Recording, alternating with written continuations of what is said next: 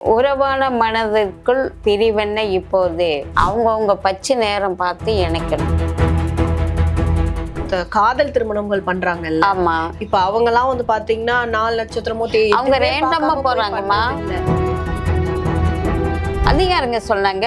நாங்க love marriage தான், எங்களை எடுத்துக்கங்க ரோல் மாடலா. நாங்க வாழலையா? அவங்களுக்கு கடவுள் அமைச்சு கொடுத்துருக்காங்க, நீங்க வந்து அமையாத. ஆமா.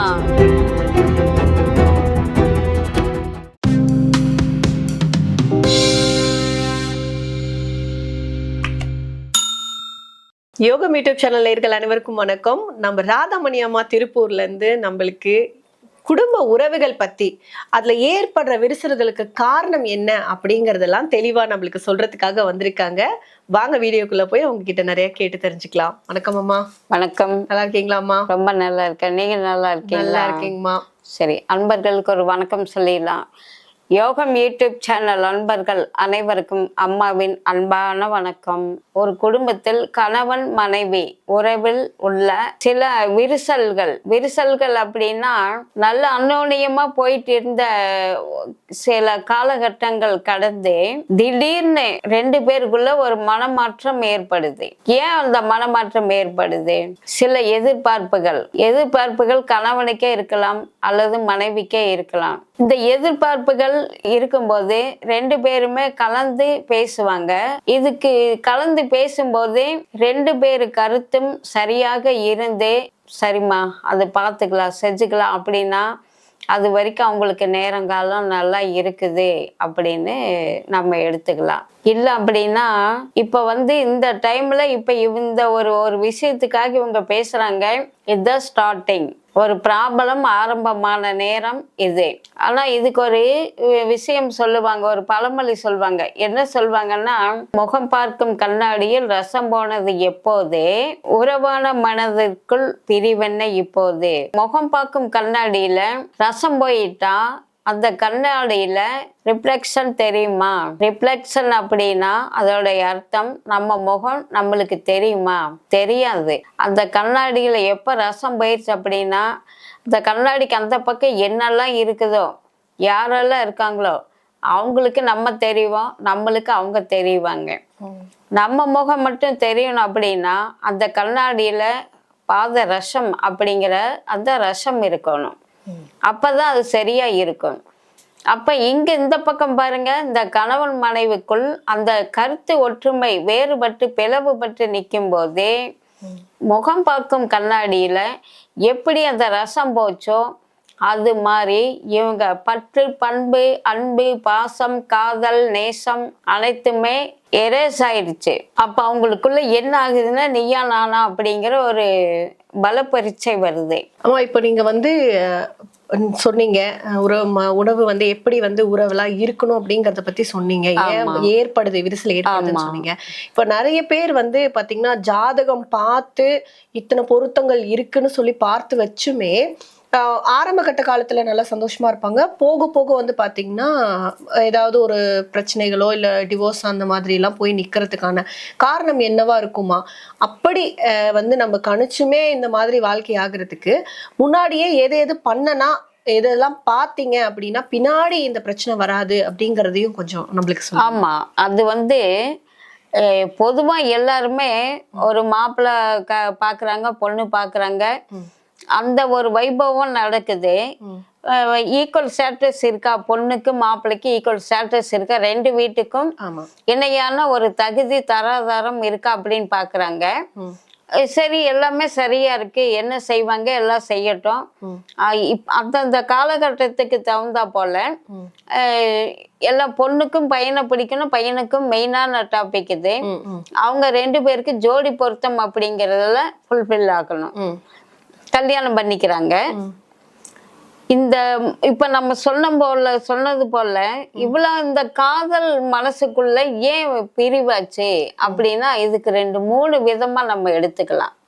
எப்படி எடுத்துக்கலாம் அப்படின்னா, இவ்வளோ விஷயம் பார்க்குறாங்க. ஒரு ஒரு வீட்டில் ஒரு பொண்ணு இருக்கு, நம்ம வீட்டில் பையன் இருக்கு. அந்த வீட்டு பொண்ணை நம்ம பையனுக்கு மனம் முடிக்கலாம் அப்படின்னா புரோக்கர் சொல்லியிருக்காங்க. அப்படி இல்லை நம்ம உறவுகள் நம்ம சொந்தக்காரவங்க சொல்லி நம்ம அந்த வீட்டை போய் பார்க்குறோம். ஓகே, பொண்ணு நம்ம பையனுக்கு தகுந்த பேர் மேட்சிங் இருக்கு, அந்த பொண்ணை கட்டுனா நம்ம பையனுக்கு வெளியே போக வர்றதுக்கு மற்றவங்களுடைய பார்வையாளர்களுடைய பார்வைக்கு நல்ல ஒரு அம்சமா இருக்கு. மற்றபடி அவங்களோட குடும்ப பின்னணியும் நம்ம குடும்ப பின்னணியும் ஈக்குவல் தகுதி இருக்கு. இது சமுதாய அங்கீகாரத்துக்கும் நம்மளுக்கு சரியா இருக்கு. இதையெல்லாம் முடிவு பண்ணுவாங்க. ஆனா ஒரு வாழ்க்கைக்கு இதுதான் முக்கியமா அப்படின்னா அங்க அது முக்கியமே இல்லை. சரிங்க, இது நம்ம கண்ணுக்கும் புத்திக்கும் தெரிஞ்சது. ஆனா நம்ம கண்ணுக்கும் புத்திக்கும் தெரியாத சில விஷயம் இருக்கு. அதுதான் இவங்க காலமெல்லாம் அதுல பயணிப்பாங்களா, மனமொத்த தம்பதிகளா இருப்பாங்களா, எவ்வளவு கஷ்டம் வந்தாலும் ஒரு குப்பையிலேயே தூக்கி ஒரு பெண்ணை, இந்த இடத்துல நம்ம ஒரு பெண்ணை தான் நம்ம சொல்றோம், ஒரு வைராகியம் உள்ள ஒரு பெண்ணை தூக்கி குப்பையில வீசிட்டாலும் நம்மளை தூக்கி குப்பையில வீசிட்டாங்களா அப்படின்னு அந்த பொண்ணு யோசிக்காம அந்த குப்பைக்கும் மரியாதை கொடுத்து அவளுக்கும் மரியாதை கொடுத்து நம்ம கலாச்சாரம் என்ன, நம்ம தமிழ்நாட்டு குலமகள் இல்லைங்களா, நம்ம என்ன குலத்துல பிறந்தோம், நம்ம தகுதி என்ன, நம்ம போராத காலம், நம்மளை தூக்கி ஒரு குப்பையில வீசிட்டாங்க.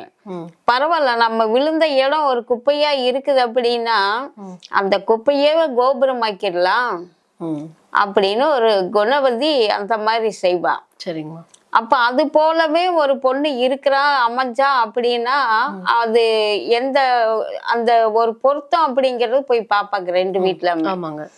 இவங்க தலையெழுத்து நல்லா இருந்து அவங்க நல்ல விதமா அந்த அலைன்ஸ் மேட்சிங் நல்ல ஒரு புலமை இருக்கிறவங்க பார்த்து செட் பண்ணி கொடுத்துட்டாங்கன்னா இவங்க வாழ்க்கையில இப்ப நம்ம சொன்னது போல குடும்பத்துக்கு ஏத்த குணவதியா அந்த பொண்ணு இருப்பான். சரிங்கம்மா.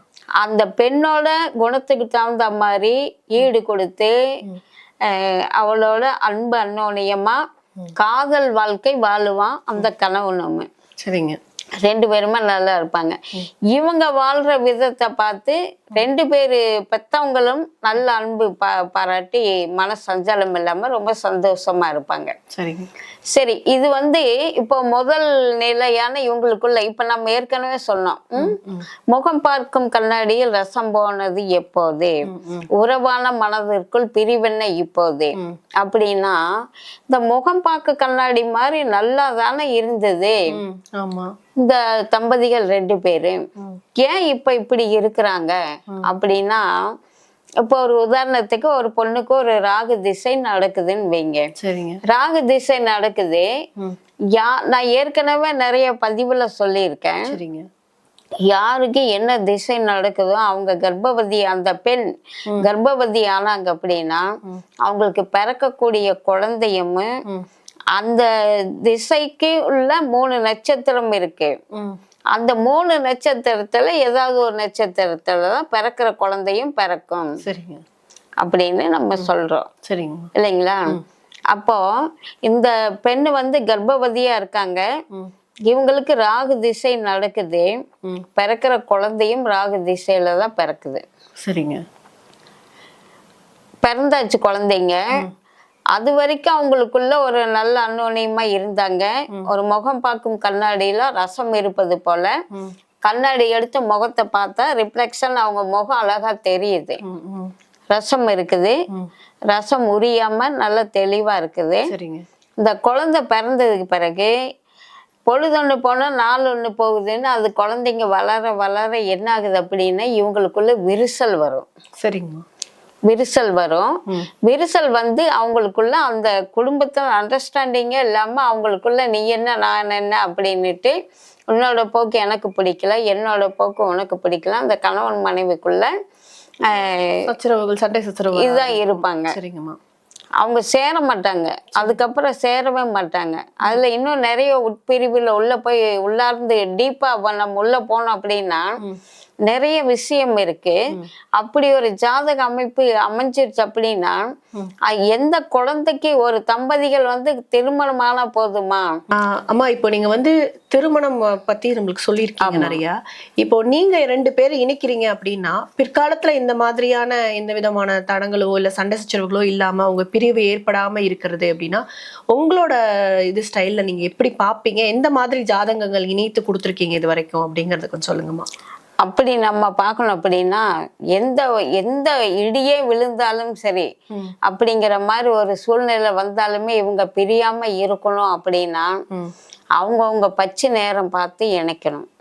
சரிங்க. அவங்கவுங்க பச்சை 2 பேருடைய பச்சை வந்து மேட்சிங் ஆகல அப்படின்னா அந்த பெண்ணுக்கு இம்பார்ட்டன்ட் பச்சை அவங்க சுய பச்சை எடுத்துக்கணும். ஆணுக்கு வந்து அவங்களுக்கு நட்பு பச்சைன்னு ஒண்ணு வரும். சரிங்க.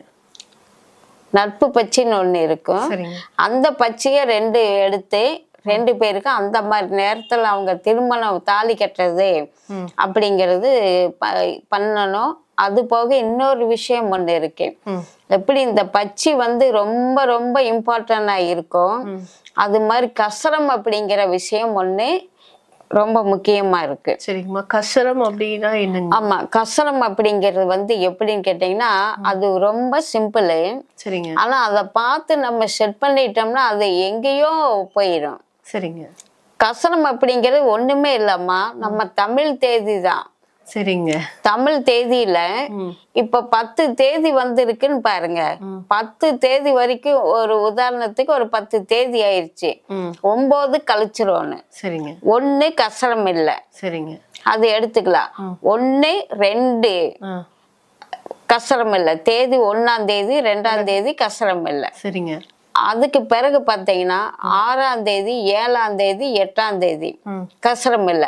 அப்ப இதுல 2 அதுல இதுல 3 அதுல 2 1 2 6 7 8 மொத்தம் 5 நாள் தான் ஒரு மாசத்துல கசரம் இல்லாம இருக்குது. சரிங்க. இது எல்லா மாசத்துலயும் ஒவ்வொரு மாசத்துலயும் தமிழ் மாசத்துல அந்த கசரம் இல்லாத நாள் வரும். சரிங்க. அது ரெட்டப்படையில வந்துட்டாலும் நம்ம டோட்டல் கணக்கு பண்ணிக்கலாம். இப்ப எப்படி எடுப்போம் அப்படின்னா 22ஆம் தேதி ஆச்சுன்னு வைங்க. 22ல 2 2 கூட்டினா 4 வரும். ஆமா, 4 வருது. 4 அங்க கசரத்துக்கு இல்ல, எல்லாம் இருக்கு. 20 20 அப்படின்னா ஓகே எடுத்துக்கலாம். சரிங்க. 20 தேதி அப்படின்னா அதுல 9 9 லெஸ் பண்ணிட்டோம்னா மீதி இருக்கிறது 2 வரும். சரிங்க. அது கஷ்டம் இல்ல. அப்படி இப்படி நம்ம பார்த்து டோட்டல் அதிகமா வர்ற தேதியில அப்படி எடுத்துக்கணும். நம்ம இது வரைக்கும் சிங்கிளா பார்த்தோம். இப்ப இதில் டபுள் டிஜிட்ல தேதி வருது அப்படின்னா அந்த 9 2 தள்ளிக்கிட்ட மீதி அதுல 1 இதுல 1 2 ஓகே. சரிங்க. எடுத்துக்கலாம் கஷ்டம் இல்லாம. இது வந்து எல்லா அவங்களுக்கு தேவையானது அனைத்தும் தேடி கொண்டு வந்து கொடுக்கும். சரிங்கம்மா. இது ஒரு யோகம் அப்படின்னு சொல்றது. சரிங்க. சரிங்களா? வாழ்க்கைக்கு தேவையான சில விஷயம் எல்லாம் கொண்டு வந்து அவங்களுக்கு கொடுக்கும் இந்த யோகம் அப்படிங்கிறது தான் அந்த கசரம் அப்படிங்கிற ஒரு விஷயம். சரிங்க. இந்த பஞ்சபட்சியும் மொத்தம் 3 விஷயம் இருக்கு. அவங்க தாராபலன் பார்த்து ஜென்ம நட்சத்திரம் என்னமோ ராசிக்குரிய நட்சத்திரம் என்னவோ அந்த நட்சத்திரத்துக்கு தாராபலன் பார்த்து பஞ்சபட்சிய பார்த்து கசரம் பார்த்து அது போக இந்த பொருத்தங்கள்ல பசிய பொருத்தமெல்லாம் அவ்வளவு சீக்கிரம் யாருக்குமே கிடைக்காது. சரிங்க. பசி மேல நம்ம அங்கேயே இயல்பா இருக்கணுங்கிறது இல்லை, அது நம்மளே செயற்கை பண்ணிக்கலாம். சரிங்க. புரியுதுங்களா? இப்ப நவபாசானத்துல 64 பாசானம் நம்ம சொல்றோம். 32 பாசானம் தான் இயற்கையா இருக்குது. சரிங்க. மீதி 32 பாசானம் செயற்கை நம்மளே உண்டு பண்றதுதான். சரிங்கம்மா. புரியுதுங்களா? அப்ப அதுல பாதி இதுல பாதி சேர்ந்ததுதான் 64 பாசானம். சரிங்கம்மா. அந்த 64 பாசானத்தை வச்சுதான் நம்ம சித்தர்கள் எல்லாம் விளையாடி வந்தாங்க. இப்ப அவங்க விளையாடி முடிச்ச விளையாட்டு இப்ப நம்ம எடுத்து விளையாட அதுக்கு உடைய தலைப்பு தான் மணிமந்திர ஔஷதம். சரிங்கம்மா. அப்படிங்கிறது. சரிங்கம்மா. ஆச்சுங்களா?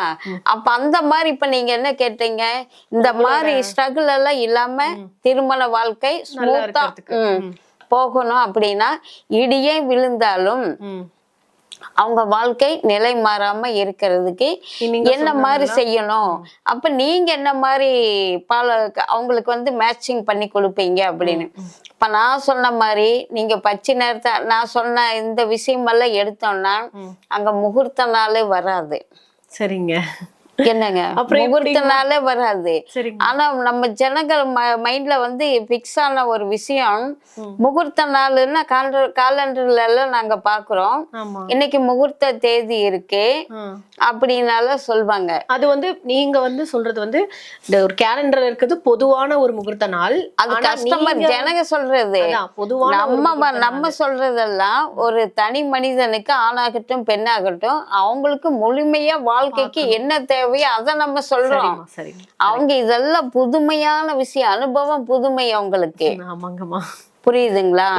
இத நம்ம சொன்னா அவங்க ஏத்துக்கவே மாட்டாங்க. நீங்க சொன்னா நாங்க நம்ப மாட்டோம், நாங்க கேட்க மாட்டோம், நாங்க நாசமா தான் போவோம், எங்க இஷ்டப்படிதான் நாங்க கல்யாணம் பண்ணிப்போம்.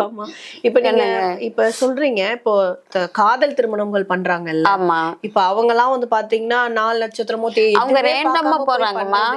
காதல் திருமணம் வந்து ரேண்டமா போறாங்க, காந்தர்வ திருமணம் அப்படின்ட்டு. சரிங்க. புரியுதுங்களா? இல்ல அவங்களுக்குமே கொஞ்சம் அவங்க போன நேரம் இப்ப நான் சொன்ன கான்செப்ட் எல்லாம் அவங்களுக்கு இறைவன் அமைச்சிட்டான்னு வைங்க, அவங்கதான் கோல் வச்சுவாங்க.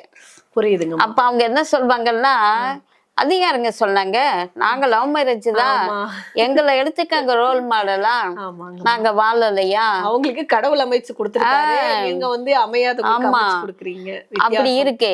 அப்போ அந்த கரெக்ஷன்ஸ் எல்லாமே சரி பண்ணி நம்ம செட் பண்ணி கொடுக்கறதுலதான் அவங்களுடைய வாழ்க்கையில ஜெயிக்கிற விஷயம் எங்க இருக்குன்னு இதுக்குள்ளதான் இருக்கு. இப்போ திருமணம் ஆன உறவுகள் சொல்லிங்க, இப்ப திருமணமே ஆகாம நிறைய தடைகள் ஏற்பட்டுக்கிட்டு இருக்குல்ல, அவங்களுக்கும் நீங்க கண்டிப்பா 60 வயசு ஆனாலும் கூட, இப்ப நம்ம ஏற்கனவே போட்ட பதிவுல நம்ம சொன்ன, இப்ப போட்டோம் இல்லைங்களா, 100 ஜாதகம் வந்து இருக்கு. 100 ஜாதகம் ஒண்ணு போலதான் இருக்கு. இப்ப வந்துமா ஜாதகங்களே வந்து நிறைய பேர் பாத்தீங்கன்னா நேரம் சரியா இல்லாம, எனக்கு பிறந்த தேதி தெரியாது, நேரம் தெரியாதுன்னு இந்த காலகட்டத்துல கூட நிறைய பேர் இருக்காங்க. வாஸ்தவம் தான். இப்ப அவங்களுக்கெல்லாம் நீங்க இந்த மாதிரி பிரசனம் போடுவோம். இப்ப நீங்க வந்து எனக்கு இப்போ நீங்க கால் பண்றீங்க, இல்ல நேரடியா மீட் பண்ணி பேஸ் டு பேஸ் பார்த்து பேசுறீங்க, என்ன சொல்வீங்க அப்படின்னா, எனக்கு வந்து பர்த் சால்ட் இல்லைங்க, டேட் ஆஃப் பர்த் எதுவுமே இல்லை, இருந்தது மிஸ் ஆயிடுச்சு, ஆனா எனக்கு மைண்ட் செட்டு ஞாபகத்துக்கு இல்லை, நான் இப்ப எனக்கு இப்ப வந்து ஒரு உத்வேகம் இருக்கு, எப்படியாச்சும் என்னோட தன்னிலை அறியணும் அப்படின்னு இருக்கு. அப்படிங்கும்போது அவங்க வந்து பேசுறாங்க பாத்தீங்களா, அந்த செகண்ட் நாங்க எடுத்துக்கோ டைம். சரிங்க. அது பிரசன்ட் லக்னம் அப்படின்னு நாங்க எடுப்போம். சரிங்க. அதுக்கு பிறகு இன்னைக்கு கோச்சாரத்துல என்னென்ன கிரகங்கள் இருக்கும், லக்னம் ஒண்ணுதான், ராசி கோச்சார கிரகங்களை வச்சு எடுத்து சொன்னோம்னா பர்த் சால்ட்டை விட 100% எக்ஸாக்டா இருக்கு. அவ்வளவு துல்லியமா பர்ஃபெக்டா இருக்கும். நம்ம அவங்களை கேட்கிற கேள்வியில இப்படி இருந்தது ஆமா ஆமா ஆமான்னு தவிர வேற எதையுமே சொல்ல மாட்டாங்க. சரிங்கம்மா. அப்போ இந்த மாதிரி இருக்கு. இதுக்கு எல்லாமே கஸ்டமர்ஸ் வந்து நம்மளுக்கு நம்ம போன் நம்பர் கொடுத்துருக்கோம். போன் பண்ணி வேற தகவல் வேணும் அப்படின்னா தயவு பண்ணி அவங்கள டவுட் கிளியர் பண்றதுக்கு போன் பண்ண கூடாது. அவங்களுக்கு நம்ம கிட்ட பிரசன்னம் பார்க்கணும் இருக்குது அப்படின்னாதான் நம்மளை தொந்தரவு பண்ணணும். இல்லைன்னா ஏகப்பட்ட வேலை கிடக்குது. பொழுதுபோக்கு பேசினா 1000 கால் வரும். கண்டிப்பா பேசவே முடியாது. இதையும் நம்ம தெளிவுபடுத்திடலாம்.